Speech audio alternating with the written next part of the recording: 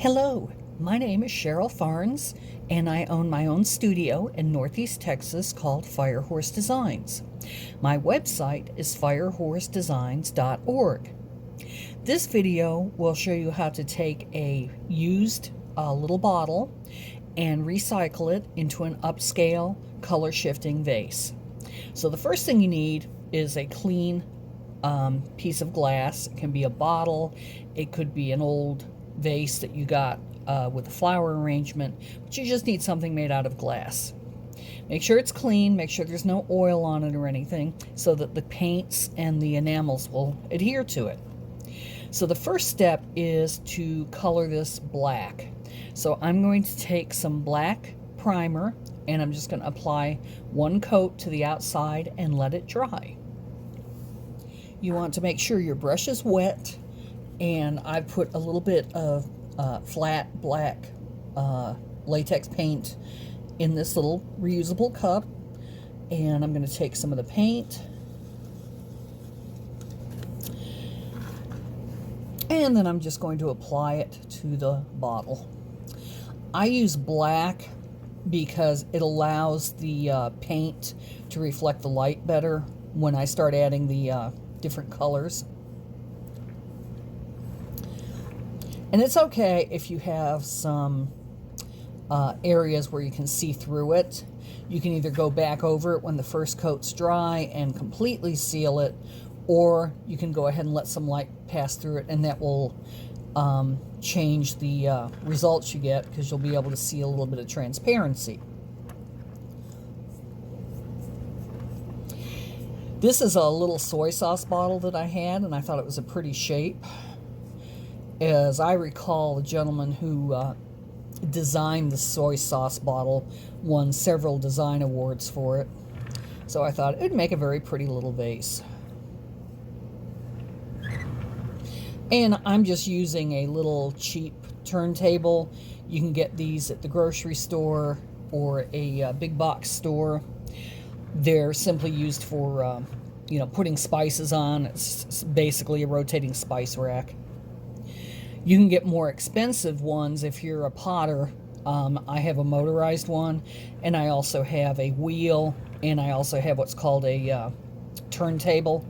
But for simple projects, this works perfectly fine. Okay, so we're going to let this dry, and we'll come back. The paint has now dried, so now we're going to start applying our color shifting pigments.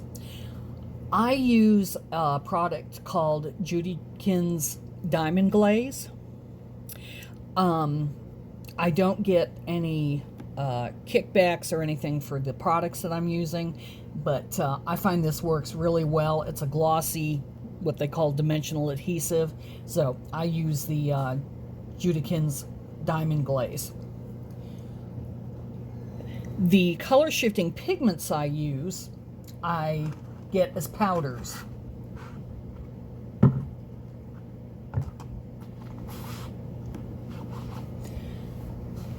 And they come in little bottles.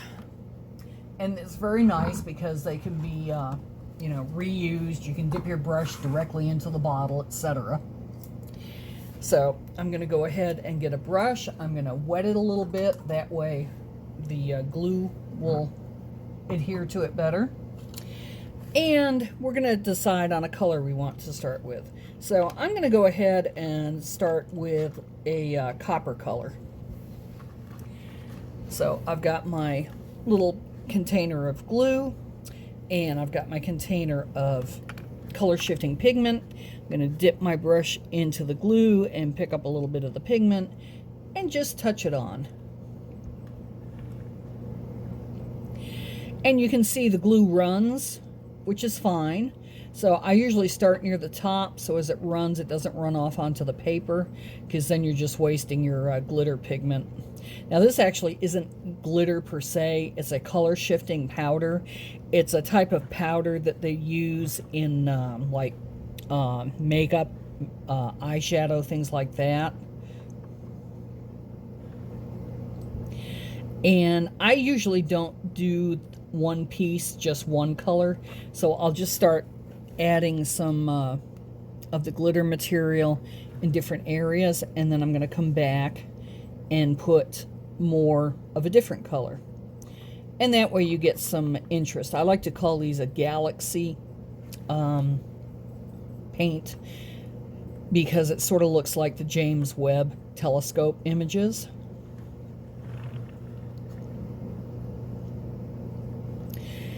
And for a bigger project, you can use a bigger brush. This dries pretty quickly, so I can layer different colors on top of it. I also let some of the black come through so it looks more like a night sky sort of appearance. And this particular technique works pretty much on any kind of material. It will work on wood, it will work on stone, it will work on ceramic, porcelain, stoneware, etc. If you use it on ceramic or porcelain or stoneware material, it is not food safe and it is not dishwasher safe. So this is strictly an art application. You can use it to make jewelry. I make pendants and such out of pieces of polished glass. This adheres beautifully to glass.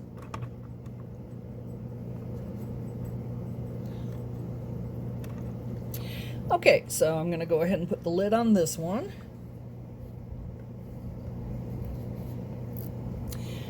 And I'm going to go ahead and pick up a slightly different metallic color.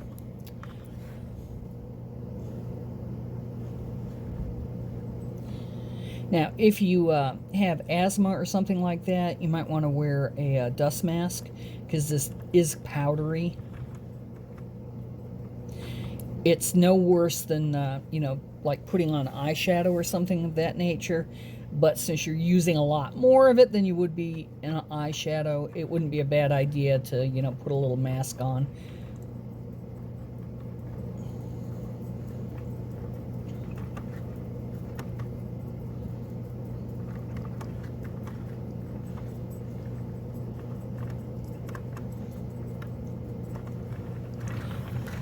And I think I'm going to pick up a slightly bigger brush just because it's taking a little bit longer. So I'm going to go to a bigger brush. I'm going to go to a different color.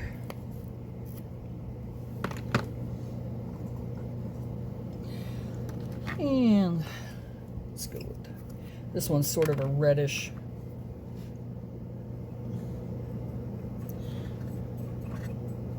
And if it kind of blobs on, you can move it around. It's no big deal.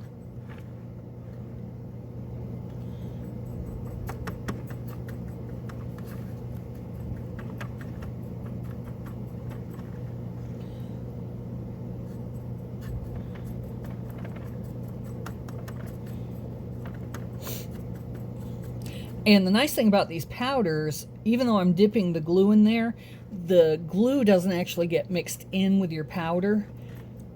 It adheres to the brush very well. So you're not actually making your powdered material into a solid. So you don't actually have to transfer your powder material into another container to work with it. Okay. I'm going to go ahead and add some other colors to this. So let's go with a blue.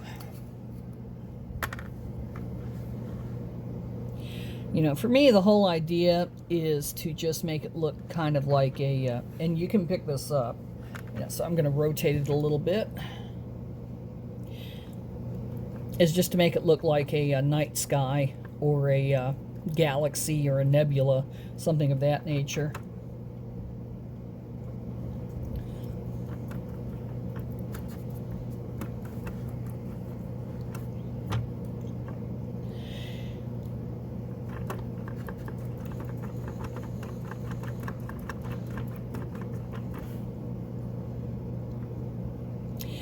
And the more you pounce with the brush, the more texture you can build in. You know, if you want it nice and flat, you're not going to want to pounce it. You're going to want to brush it on. but I like pouncing it when I'm trying to do the galaxy because it makes it look three-dimensional.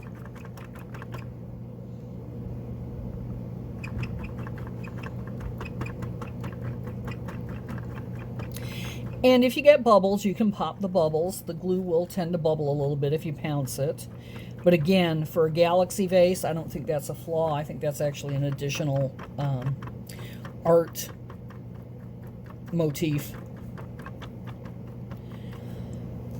Okay, I'm going to go ahead and take another color.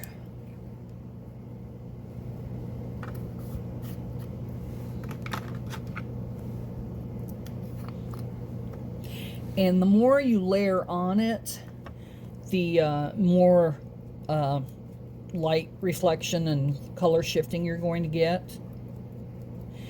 These particular products are not very expensive, and you will get a lot of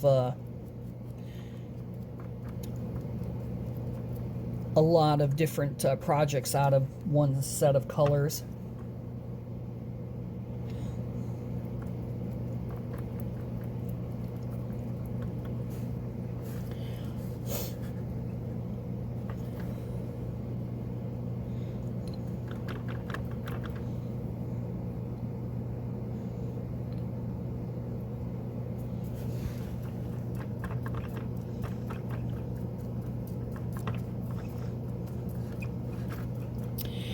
Okay, so we've got some different colors here. We've got some black showing through, which I'm fine with.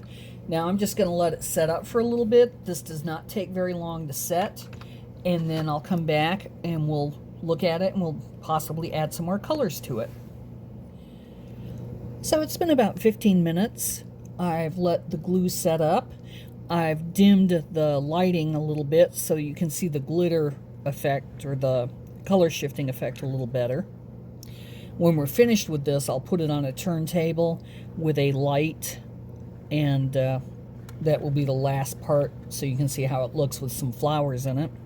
But I like the colors I've used, but I'm going to go ahead and add a little bit of lighter color shifting material just to kind of make some areas pop a little bit more.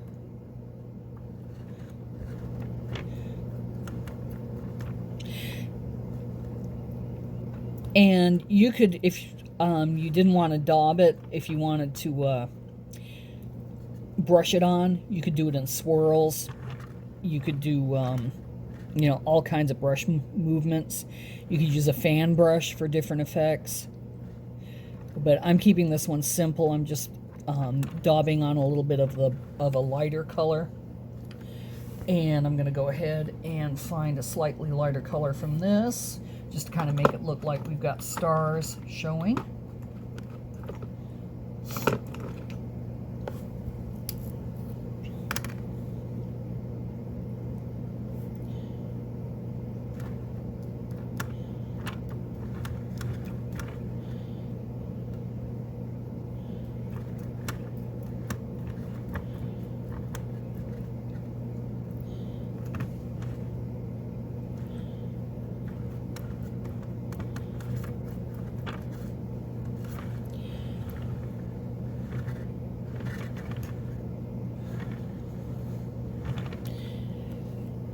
Now, in theory, you could stop here. I usually go ahead and seal it. The glue adheres very, very well to the different materials, and I haven't found that the powder rubs off or anything, but I like using a little bit of a sealant once it's completely dry, and I use a high gloss sealant. You could use a matte or a satin sealant, and it would work just as well. And that way I know absolutely that the material's not going to rub off. So we're going to go ahead and let this dry for a little bit more, and then we'll come back and seal it, and then I'll put some flowers in it and put it on the battery operated turntable with a decent background, and you can see what it all turns out. Here we have our finished product. This particular little bottle might have ended up in the trash or recycled, but instead we've upscaled it into a very pretty little vase. As we close into it, you can see just how well these particular pigments work. At the end of the video, I will have a list of the products I used and my email address so you can contact me. I will be producing more videos, and I thank you for watching.